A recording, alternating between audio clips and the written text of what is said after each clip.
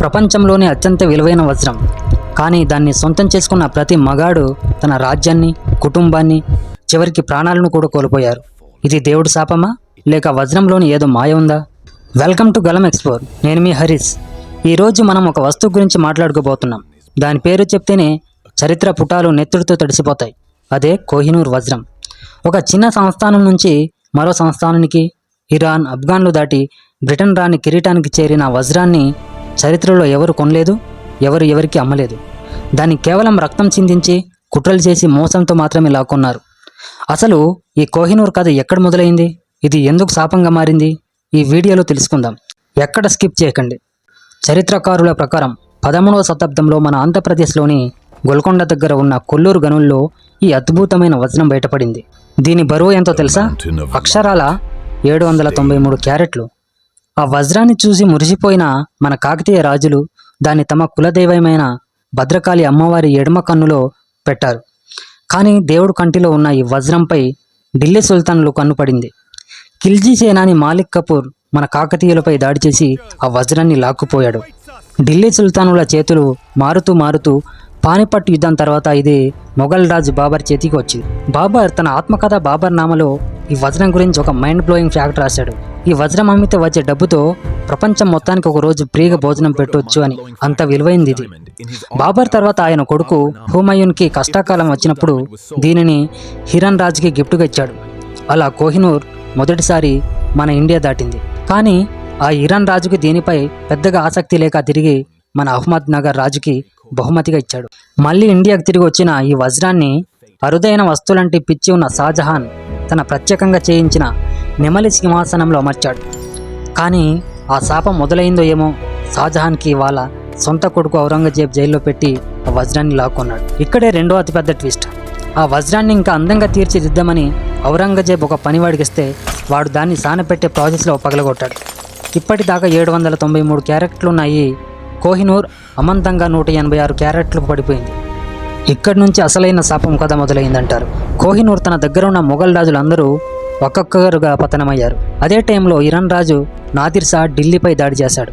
నాదిర్ షాకి మొఘల్ సంపద దొరికింది, కానీ వజ్రం దొరకలేదు. ఎందుకంటే అప్పటి రాజు బహదూర్ షా దాని తలపాగలో దాచాడు. ఇది తెలుసుకున్న నాదిర్ షా తెలివిగా ఒక ప్లాన్ వేసి మన స్నేహానికి గుర్తుగా తలపాగాలు మార్చుకుందామన్నాడు. పాపం బహదూర్ షాకి వేరే దారి లేక తలపాగ తీయగానే వజ్రం నేల మీద పడింది. ఆ చీకట్లో దాన్ని మెరుపు చూసి నాదిర్ షా ఆశ్చర్యంతో అన్న మాటే కోహినూర్. పార్సియన్ భాషలో కోహినూర్ అంటే వెలుగుల కొండ అని అర్థం. అప్పటిదాకా దీనికి ఆ పేరు లేదు తెలుసా. కానీ కోహినూర్ శాపం నాదిర్ షాను కూడా వదలలేదు. అతను పిచ్చివాడైపోయి సొంత బాడీగార్డ్ చేతిలోనే దారుణంగా చంపబడ్డాడు. ఆ తర్వాత ఇది ఆఫ్ఘనిస్తాన్కు చేరుకొని ఫైనల్గా పంజాబ్ని పాలించే మహారాజా రంజిత్ సింగ్ చేతికి వచ్చింది.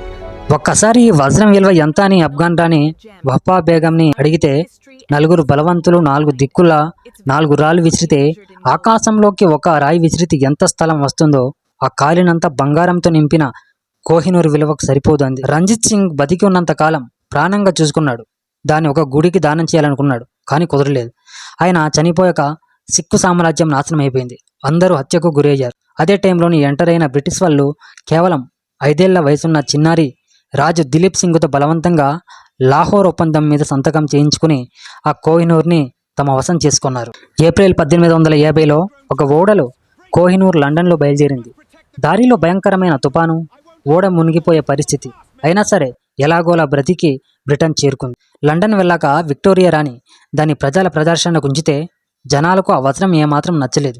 దాంతో రాణి దాన్ని మళ్ళీ యూరోపియన్ స్టైల్లో సానపెట్టించింది. సుమారుగా 38 రోజుల సానపెట్టగా ఆ 186 క్యారెట్ల వజ్రం కేవలం 105 క్యారెట్లకు తగ్గిపోయింది. ఇక్కడ డార్క్ సీక్రెట్ ఉంది. ఆ కోహినూర్ శాపాన్ని బ్రిటిష్ వాళ్ళు కూడా బలంగా నమ్మారు. మగవాళ్ళు ధరిస్తే నాశనం అవుతారని భయపడి నాటి విక్టోరియా రాణి నుంచి నేటి వరకు కేవలం బ్రిటిష్ రాణులు మాత్రమే ఆ వజ్రాన్ని కిరీటంలో ధరిస్తున్నారు. 1947లో మనకు స్వాతంత్రం వచ్చాక మన దేశం ఎన్నోసార్లు కోహినూర్ను తిరిగి ఇవ్వమని అడిగింది. కానీ వాళ్ళు అది మా వారసత్వపు సంపద అని ఇవ్వలేదు. 2016లో మన సుప్రీంకోర్టులో కూడా మన సొలిసిటర్ జనరల్ బ్రిటిష్ వాళ్ళు దాన్ని దొంగిలించలేదు, ఒప్పందం ద్వారా చట్టబద్ధంగా తీసుకున్నారు అని చెప్పడంతో ఆ వాదనను కొట్టివేశారు. ఆలోచించండి ఫ్రెండ్స్, గోల్కొండ గనుల్లో పుట్టిన ఒక రాయి దేవుడు కంటి నుండి రాజుల తలపాగలకు, అక్కడి నుంచి రక్తాన్ని ఏరులై పారిస్తూ ఎన్నో సామ్రాజ్యాలను నాశనం చేస్తూ చివరికి బ్రిటన్ రాణి కిరీటానికి చేరింది. ఇది నిజంగా రక్తం తాగే శాపమా, లేక పాలకుల అత్యాశ వెనుక ఉన్న యాదృచ్ఛికమా? మీకేమనిపిస్తుంది? ఈ కోహినూర్ వజ్రం మన ఇండియాకి తిరిగి రావాలా వద్దా? కింద కామెంట్స్లో మీ ఒపీనియన్ చెప్పండి. నేను ప్రతి కామెంట్ చదువుతాను. ఈ వీడియో మిమ్మల్ని నిజంగా థ్రిల్ చేసి ఉంటే ఇప్పుడే ఒక లైక్ వేసుకోండి. మరియు మన చరిత్రని తెలుసుకోవాల్సిన మీ ఫ్రెండ్స్ అందరికీ ఈ వీడియోని షేర్ చేయండి. ఇలాంటి మరిన్ని క్యూరియాసిటీ పెంచే వీడియోల కోసం మన గలం ఎక్స్ప్లోర్ ఛానల్ని సబ్స్క్రైబ్ చేసుకుని పక్కనే ఉన్న బెల్ ఐకాన్ని కొట్టేయండి. నేను మీ హరీష్, సైనింగ్ ఆఫ్.